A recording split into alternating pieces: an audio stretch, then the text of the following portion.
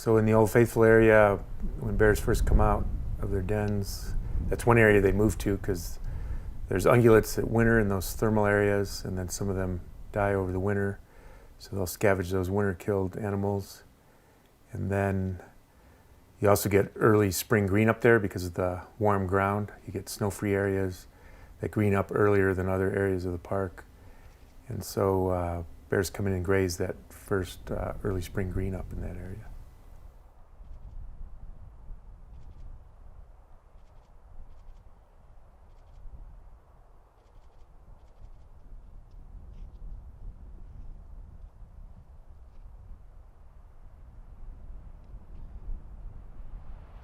We have what we call bear management areas, and those are closed every year at a certain time. Parts of Old Faithful area are closed every year from March 10 through Memorial Day weekend, through Friday of Memorial Day weekend. They open Saturday of Memorial Day weekend. So if you see a sign like at the beginning of this video, that indicates that there's concentration of bear activity beyond that sign, and for your own safety and so you don't disturb the bear, you need to stay out of those areas. My name is Kerry Gunther, and I'm the bear management biologist for Yellowstone Park.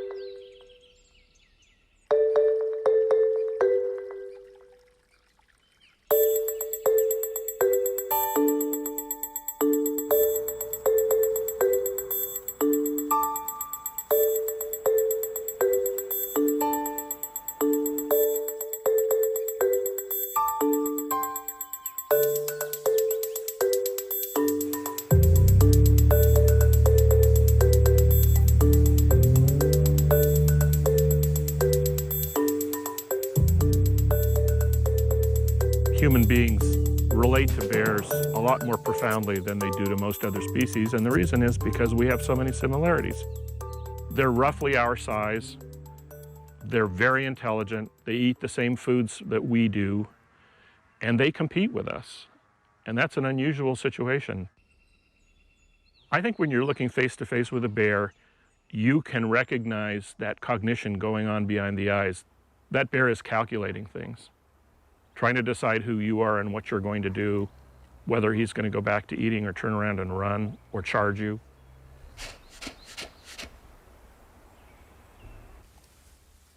People either terrified of bears or think they're cute and cuddly, and they're somewhere in the middle. They spend the majority of their lives looking for food. And that's their major goal in life, is to get as much food as they can on a daily basis.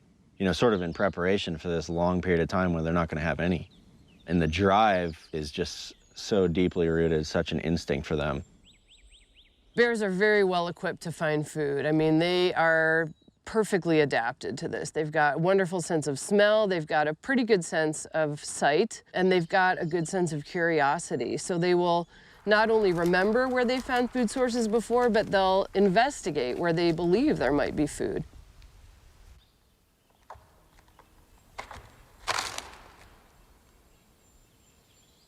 They're just an incredibly powerful animal. Their claws are perfect for ripping into things, really have great dexterity. Prehensile lip allows them to grab individual ants off a log and fish little acorns out of their cups.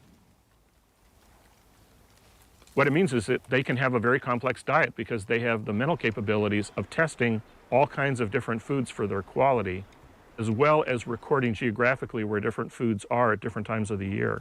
So they can develop a really complex seasonal map of where to go to find foods. So where we get into the conflict with people is you have 4 million people a year, up to 500 bears or so in the park. Every single person that comes in brings some tasty camp food, and they're cooking it nonstop in the campgrounds. And there's people drop a lot of food scraps, and there's a lot of trash and refuse and waste that comes from all these visitors.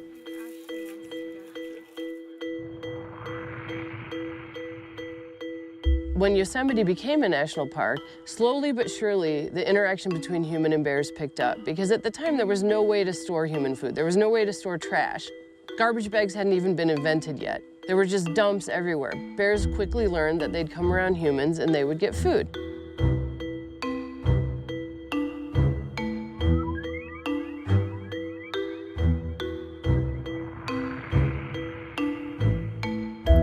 In the period from the 1920s to World War II, the bear parks developed feeding areas that were places where they could dump trash and put stands up and people could sit and watch bears.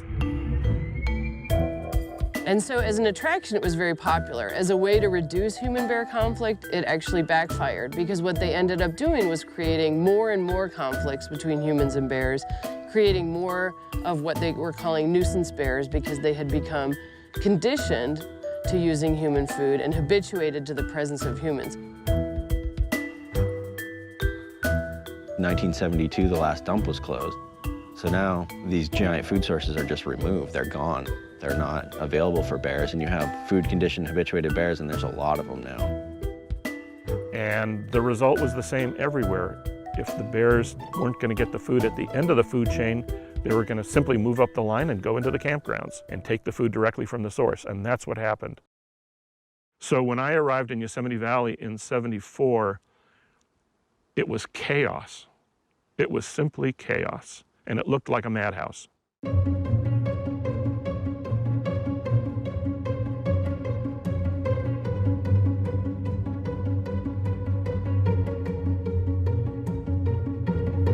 They could flip trash cans open, they'd peel back the windows on cars and enter into cars, and they did what they needed to do to get food, because that's what they had learned. They had learned that humans were a source of food, human vehicles were a source of food, human buildings, and so they were just doing what they had learned how to do.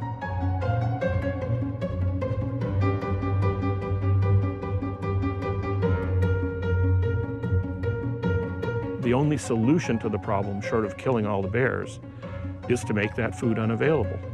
And ultimately, that led to my suggestion that the park experiment with heavy plate steel lockers, big enough to stick a cooler in, and to put those in campsites. Turned out to be very complex and very expensive. But in 1977, the Park Service tried it at White Wolf Campground in Yosemite. Every single site had a locker, and a rather scary patrol ranger went through the campground right at dinner time and told everybody to put away their food in the lockers, or else.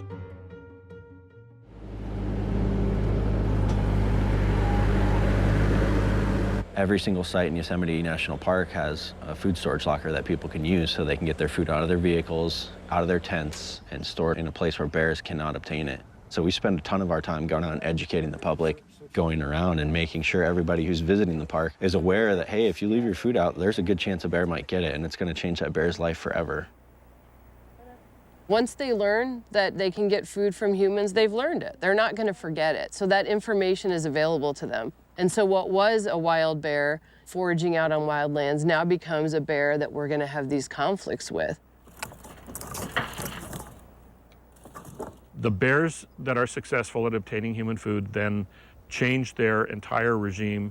They learn that aggression, which is, by the way, mostly fake aggression, is a really good tool to scare people away from their food if they won't leave.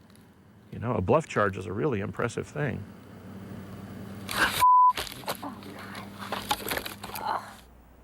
And then we have now created a monster that we really have no choice but to destroy.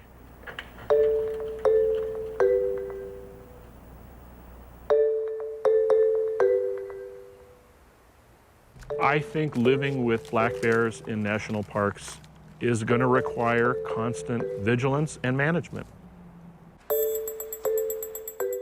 There are chores in this world, and one of them is the chores of managing food so that we can live with bears.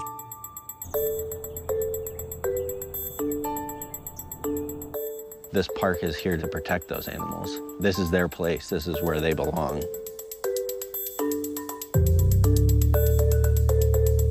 Everyone has a chance to be part of the solution. Everyone has a chance to contribute to making this a better place, a wilder place, a more stunning place that'll last into the future. Everyone has that chance.